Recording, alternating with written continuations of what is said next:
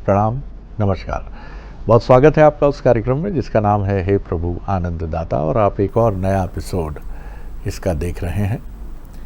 यानी मई 2026 हम लगातार नए एपिसोड्स के साथ आपके सामने आ रहे हैं, और आप लगातार नए एपिसोड्स देख रहे हैं क्योंकि आपका बीच में लगातार कहना था कि इस कार्यक्रम को हम निरंतर और नूतन चिंतन और विषयों के साथ देखना चाहते हैं। आज हम अपने विद्वान वक्ता के समक्ष जो विषय रख रहे हैं वो भी हमें बहुत बड़ी प्रतिक्रिया के तौर पर, क्योंकि हमारे पास जो डेटा बैंक है जो आपके विचार सुझावों से हमें समृद्ध करता है, उससे बहुत कॉमन थॉट मैं ये देखता हूँ कि अधिकांश दर्शक ये कहते हैं कि हम अच्छा करते हैं लेकिन हमारे साथ अच्छा नहीं होता। अब पहला प्रश्न तो यही आप कर सकते हैं कि भैया अच्छा करने के बाद अच्छा हो, ऐसी सोच नहीं रखनी चाहिए। लेकिन मनुष्यता और मानवीयता के पक्ष से देखें तो इस पृथ्वी पर असली दानवीर वही हैं जिनकी हैसियत बहुत कम है, जो 2 रोटी खा रहे हैं, कोई मांगने वाला आ जाता है तो 1 रोटी दे देते हैं। जिनके पास असीमित है, बहुत है, ऐसा नहीं है वो लोग नहीं देते, लेकिन अगर वो लोग देना शुरू कर दें, दुनिया के जितने कुबेरपति हैं अगर वो मिलकर स्कूल, अस्पताल, रेन बसेरे, निशुल्क भोजन की या नाम मात्र के शुल्क पर भोजन की व्यवस्थाएं करना शुरू कर दें तो शायद मानवता का बहुत बड़ा उपकार हो। लेकिन वो तबका जो है वो एक अलग दृष्टि का तबका है। वो विचार करता है कि धन कैसे दुगना हो सकता है, 4 गुना कैसे हो सकता है, और विचार की पूरी प्रणाली उनकी इसी पर वो इन्वेस्ट करते हैं। ऐसे बुद्धिमान लोगों का समूह इकट्ठा करते हैं जो निवेश के ज़रिए धन को नए विचारों से, नए संस्थाओं से धन को दुगना करते हैं। और एक तबका निम्न मध्यम वर्गीय और नीचे जाइए आप, जिसने ये सुना है, शायद एक मनोविज्ञान भी है कि भैया आज जो अपना कष्ट है ना, तो अपने कुछ कर्म अच्छे नहीं रहे होंगे, इसीलिए आज ये कष्ट भोग रहे हैं, तो भैया अपन मदद करें, लोगों की सेवा करें थोड़ी, तो इससे लाभ होगा। और एक बड़ा कॉमन परसेप्शन ये भी है कि जो अच्छा नहीं कर रहा है वो बहुत तेज़ी से पनपता है, वो फ्लॉरिश करता है। हर ऑफिस में आपको लोग मिल जाएंगे, भैया देखो इसको कैसा प्रताड़ित करता है सबको, और बच्चा इसका यूएस चला गया है, बेटी की शादी आईएएस के घर कर दी है इसने, और अभी 3 प्लाट तो हतेश के, वो चौथा इसने अभी ईवन में ले लिया भैया, फला फला सेठ जी के बगल में बड़ो बंगलो बना रहा है। अब बेचारों की पीड़ा देखकर ऐसा लगता है कि यार हमने तो इतना जीवन में ध्यान दिया, इतनी सेवा की, किसी को भूखा नहीं लौटाया, कोई तीर्थ ऐसा नहीं रहा जहां हमने दर्शन करके दक्षिणा न चढ़ाया हो। आज भी कोई ब्राह्मण, कोई साधु, कोई सन्यासी हमारे घर के सामने से खाली हाथ नहीं जाता, तो आखिर हम क्यों नहीं इससे बेनिफिशियरी होते हैं? क्योंकि हर किसी को हम ये ज्ञान नहीं दे सकते कि नेकी कर दरिया में डाल। इस प्रश्न का एक अनुकूल उत्तर मिलना बड़ा आवश्यक है, ऐसा मैं भी समझता हूँ कि अच्छा करने वालों के साथ क्या वाकई अच्छा नहीं होता, या ये सिर्फ एक भ्रांत और मिथ्या धारणा है? तो आखिर है क्या? जो अच्छा कर रहे हैं, क्या उनका लाभ की अपेक्षा रखना ही उनकी त्रुटि है, इसीलिए उनके साथ अच्छा नहीं हो रहा है, या कुछ और गणित है? मैं कैसे बोलूं इस पर? तो चलिए सीधे अपने विद्वान वक्ता, भगवत गीता के अध्येता, मानस मर्मज्ञ प्रोफेसर डॉक्टर सुरेंद्र बिहारी गोस्वामी की तरफ चलते हैं। प्रणाम कर रहा हूँ डॉक्टर। आपने प्रश्न तो बहुत अच्छा किया है, लेकिन हम लोगों ने विकर्म पर भी बात की थी, मानसिक प्रक्रियाओं पर, और कर्म फलों पर भी अपन ने चिंतन किया था। लेकिन आपके आज के प्रश्न में मैं दान शब्द का चयन करता हूँ। हमारे यहाँ एक बहुत अच्छी, दान कौन कर सकता है, किसको करें, दान किसका करें? हमारे यहाँ एक अच्छी बात कही है। हमारी उपनिषद संस्कृति और हमारी सनातन संस्कृति कहती है, शतम विहाय भोक्तव्यम सहस्त्रम स्नानम आचरेत, और लक्षम विहाय दातव्यम कोटि तख्तम हरिम भजेत। सीढ़ियां बनाई गई। आपकी मन स्थिति पर भाव के संचार के लिए आपके टेस्ट बनाए गए, 4 टेस्ट। शतम विहाय भोक्तव्यम, पहले आप जो ग्रहण करेंगे वो आपकी मति बनाएगा, जैसा खाएंगे वैसा मन बनेगा। आप अच्छा खाओ ना, बढ़िया खाओ, मुरा के खाओ, चबा के खाओ, भोजन की प्रशंसा करके खाओ, सुपाच्य खाओ, ताकि आपके शरीर में सतोगुणी प्रवृत्तियां बढ़े, तमोगुणी और रजोगुणी नहीं, क्योंकि ये आपको त्यागने में रोक लगाती है, ये आपको वो जुड़वाती हैं जो छोड़ जाना है। तो ये इसका प्रारंभ भोजन से होता है। तो कहते हैं 100 काम छोड़कर भोजन करो आनंद से, बढ़िया सात्विक भोजन ग्रहण करिए, आपकी मन स्थिति अच्छी रहेगी। भोजन ग्रहण करते समय भोजन की, भोजन बनाने वाले की, दोनों की तारीफ करते रहिए, प्रशंसा करके करिए, अच्छी मुद्रा में करिए। कोई और काम मत करिए, क्योंकि 100 काम कर ही रहे हैं आप। 100 वर्क इज इक्वल टू भोजन करना। 100 काम कर रहे हैं एक साथ तो भोजन कर रहे हैं। शतम विहाय भोक्तव्यम, सहस्त्रम स्नानम आचरेतु, आप तन और मन दोनों को नहलाते रहिए। स्नान एक समग्रता का परिचायक है। नहाना शब्द छोटा है, स्नान करने जब आप जाते हैं तो जैसे कुंभ स्नान का बड़ा महत्व है, कुंभ में नहाने का महत्व नहीं है। स्नान समग्र शब्द है। स्नान का अर्थ होता है मन और तन दोनों को नहलाना। बहुत सुंदर व्याख्या है। तो आप क्या करते हैं, तन को तो नहला देते हैं, मन को नहीं नहलाते। तो मन को नहलाने के लिए श्रद्धा याग्नि संबद्धते, श्रद्धा हो इत्यादि, चित्त को शुद्ध करके विश्वास और श्रद्धा के साथ चित्त का स्नान कराइए, एकदम स्नान करिए, अंदर आप प्लावित हो जाइए। आप ये समझ जाइए कि इस तन के माध्यम से जो कुछ भी मुझे प्राप्त होगा वो मुझे यहीं छोड़ जाना है, इसलिए यहीं मुझे बांटना है। ये जब मन जान लेता है तो तन और मन दोनों स्नान हो जाते हैं, दोनों का स्नान हो जाता है। अब आप गंगा में गए, वहां देख रहे हैं इतनी भीड़, इतना कचरा, इतना फलाने, तो तन भी नहीं नहा रहा है, मन भी नहीं नहा रहा है, मत नहाओ, आप काय को गए हो।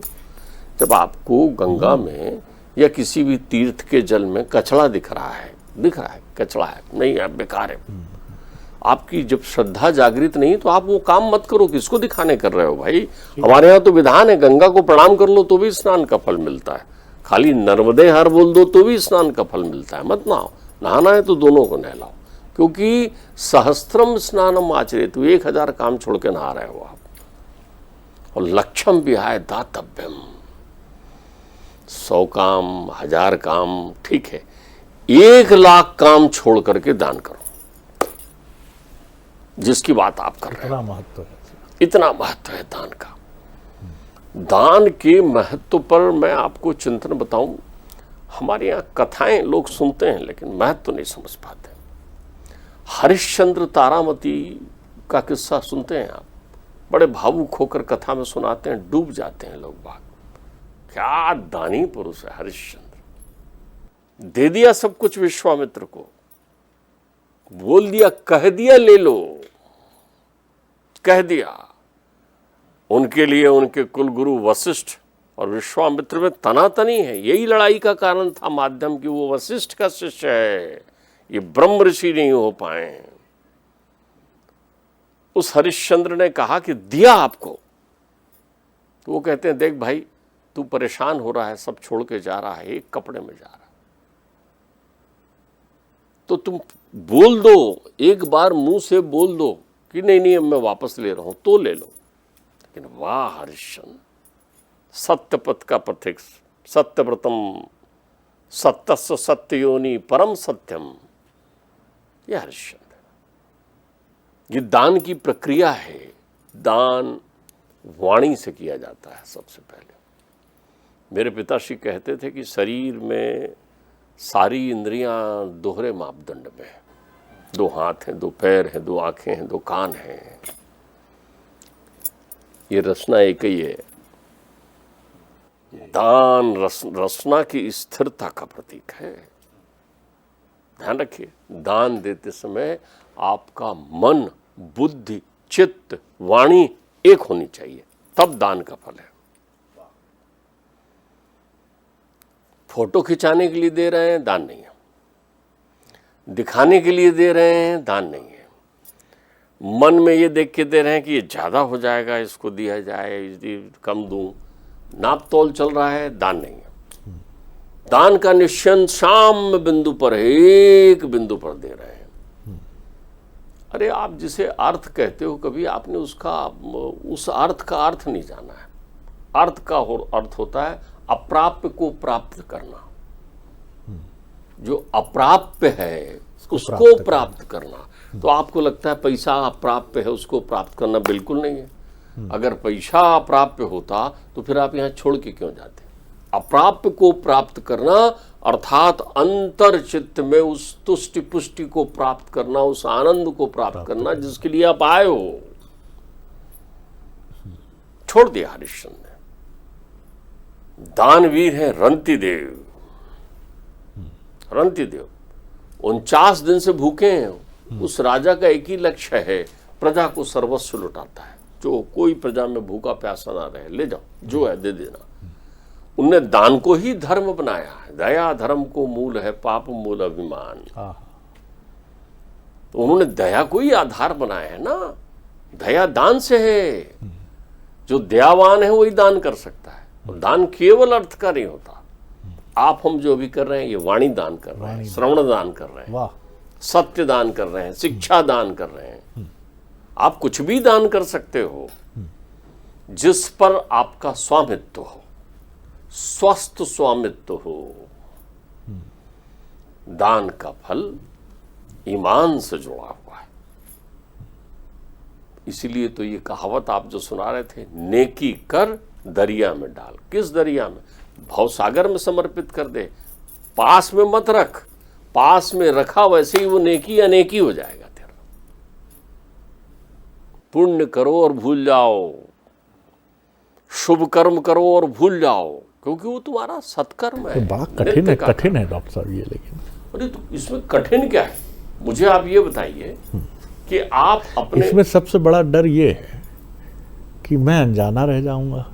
मैंने इतना बड़ा काम कर दिया है, मुझे किसी को पता ही नहीं। ऑफिस में मैं जरूरतमंदों की मदद कर रहा हूँ और किसी को पता नहीं है। बल्कि लोग तो कई बार ये कहते हैं, शरद जी थोड़ी जेब ढीली किया करिए भाई, ऐसा ऐसा चल रहा है। तो मैं एक दिन उद्घाटित कर, सुनो तुम लोगों को क्या पता है मैं किसकी कितनी मदद करता हूँ।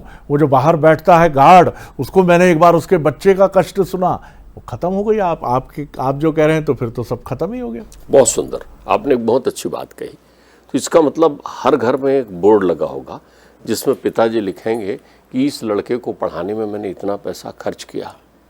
फिर वो लिखेंगे कि एक बार ये बहुत बीमार पड़ गया था, तब मैंने बैंक लोन लिया और बाहर विदेश पढ़ने के लिए भेजा। ये बोर्ड में लिखेंगे तभी आपको मालूम चलेगा, या बिना बोर्ड में लिखे आपको मालूम है? आप बताएं ना, कितने पिताओं ने लिखा है, कितनी माँ ने लिखा है कि कितनी बार ये इसने जो है बिस्तर गीला कर दिया था और रात में मैं करवट लेकर सोई और ये किया। तब तो आप इसको सहजता से ले गए ना। क्यों? ये आपका कर्तव्य था, ये आपका प्रेम था, ये आपका स्नेह था। तो वो भी आपका कर्तव्य स्नेह नहीं है क्या?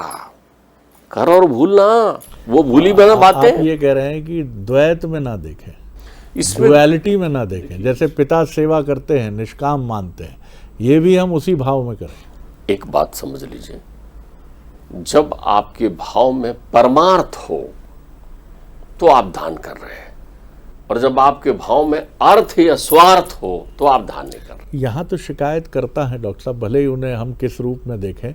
उनका कहना है कि हम तो जीवन बीत गया, हमारा घट रीत गया, लेकिन कुछ मिला ही नहीं। न उस परम तत्व के दर्शन हुए, न इस लौकिक जगत में कुछ लौकिक लाभ हुआ। मुझे एक बड़ी सुंदर बात बताइए, जीवन का बीतना उम्र की सीढ़ियों के आधार पर है या काल के व्यतीत होने के आधार पर है?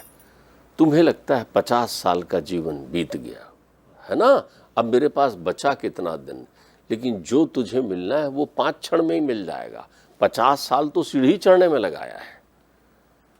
काल की गणना उम्र के हिसाब से नहीं होती। लोगों को सिद्धियां और मुक्तियां तो क्षण में, ये तस्मात् परम किंचित मना शुद्धेन विद्यते, वो एक क्षण ही तेरे जीवन में आता है जो तुझे सब प्रदान करता है। उसमें उम्रों की कटौती नहीं चलती कि इतने दिन बीत गया अब उसके बाद नहीं किया तो अब क्या करूंगा, वो दिन बीते जो तेरे, वो दिन कटे, खत्म हुए, गए, व्यर्थ नहीं हुए, तुझे वहां पहुंचाएं जिससे तुझे वो क्षण मिलेगा।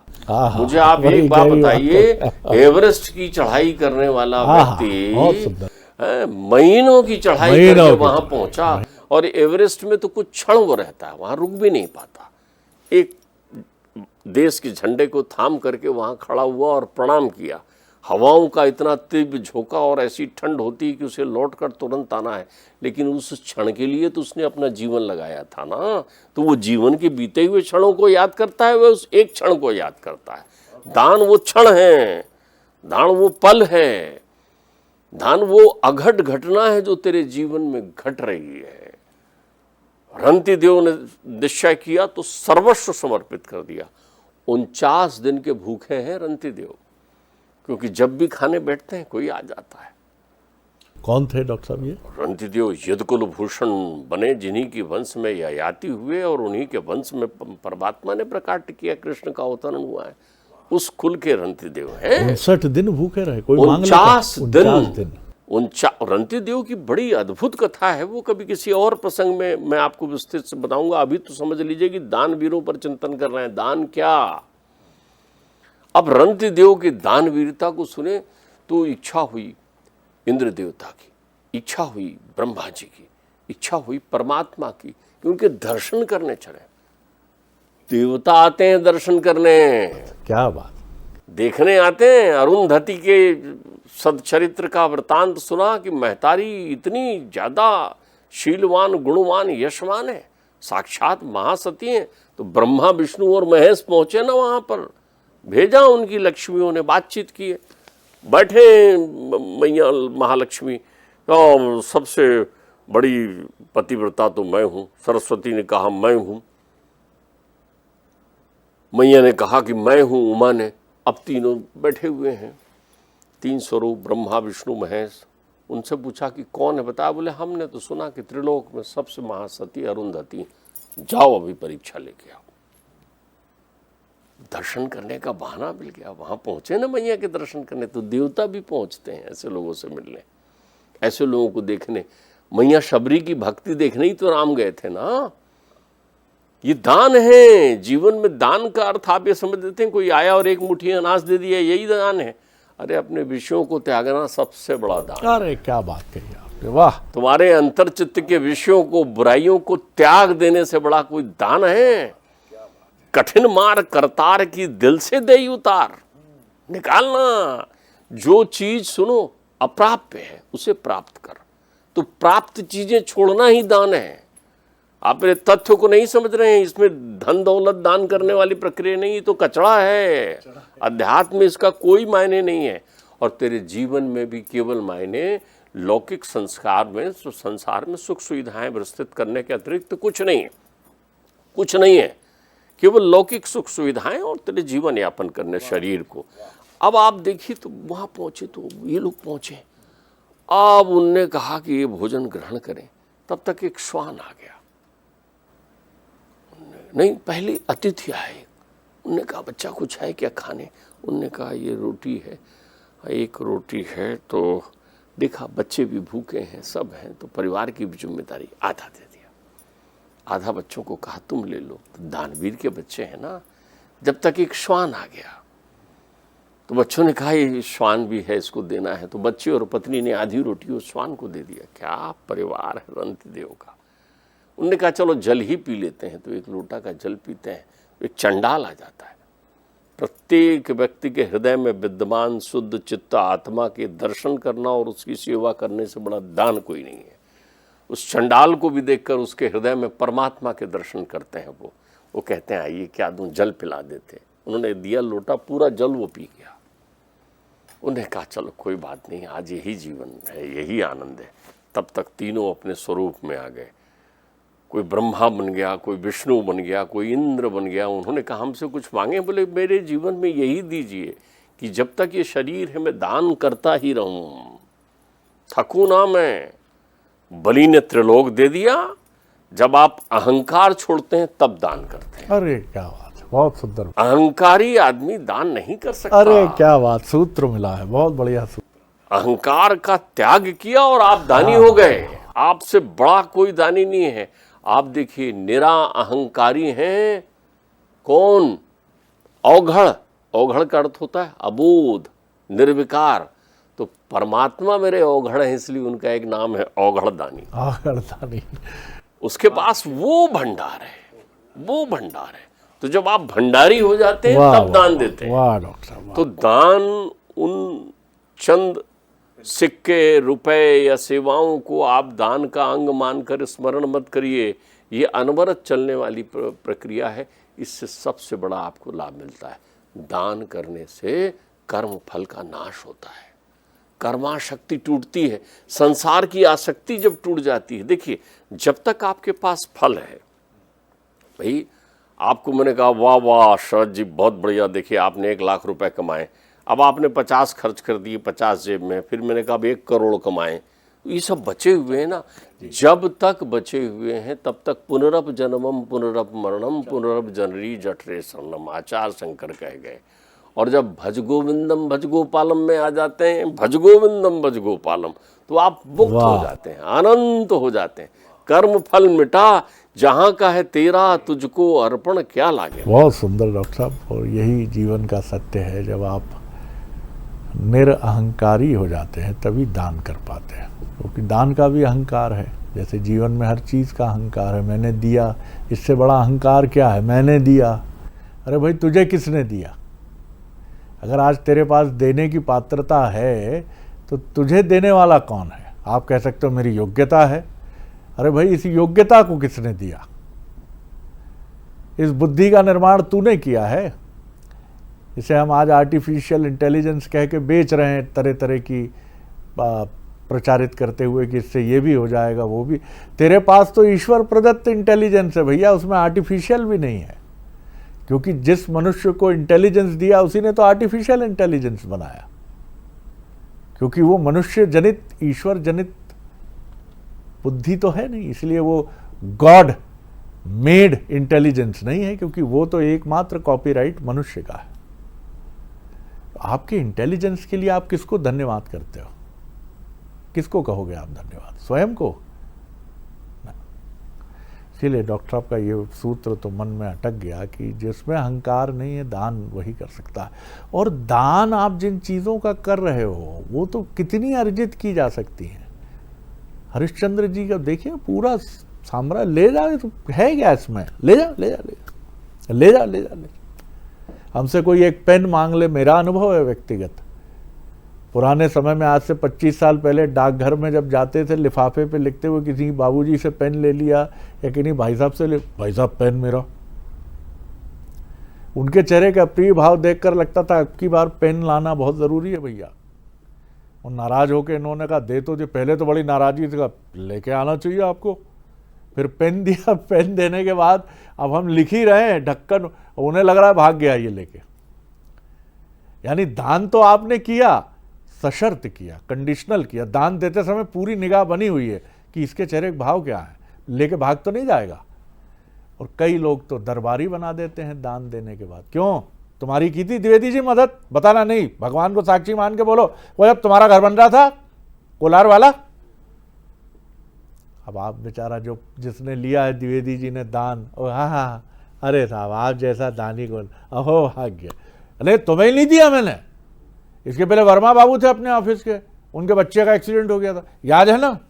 अरे भगवान, ये सब मत करिए बिल्कुल। आज के ये जो दान का हमने वर्णन सुना है, इसके बाद भूल जाइए अगर आप ये सब करते हैं ना। काश, मुझे कई बार लगता है अगर ईश्वर का बही खाता कुछ इस रूप में होता जैसे हम देखते हैं संविधान अपना, कि अगर आपने ये चोरी की तो इस धारा में सजा मिलेगी। कभी कभी लगता है कि ब्रह्मांड की अगर ऐसी धाराएं मनुष्य को बहुत स्पष्ट होती, लेकिन इसी का आनंद भी है, स्पष्ट होती तो वहां भी कोई रास्ता निकालता वो। लेकिन अभी तो वो सोचता है कोई धारा नहीं है यार, चलने दो बढ़िया, यहाँ कौन सी धारा, यहाँ पाप करेंगे तो पुलिस पकड़ लेगी। वो प्रभु थोड़ी पकड़ता है, लेकिन भाई साहब ऐसा पकड़ता है ना फिर वो, और तब पकड़ता है जब आप अपने पैर पे खड़े रहने योग्य भी नहीं होते हैं। ऐसा सुना है मैंने, मेरा अपना कोई अनुभव नहीं है, लेकिन बात सही है। डॉक्टर साहब के साथ बैठ बैठ के थोड़ी बहुत मैं भी टीका टिप्पणी करने लगा हूँ। प्रणाम कर रहा हूँ डॉक्टर साहब। अगले एपिसोड में एक और विषय लेकर उपस्थित होंगे।